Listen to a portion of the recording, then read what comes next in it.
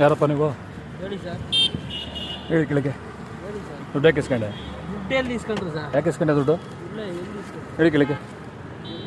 ಯಾಕ್ರಿ ಮೇಡಮ್ ಅವರೇ ಅವ್ರಿಗೆ ಹೇಳಿದ್ದೀರಾ ದುಡ್ಡು ಇಸ್ಕೊಳಕ್ಕೆ ನೀವು? ಹೆಂಗೆ ಇಸ್ಕೊಡೋ ದುಡ್ಡುಗ?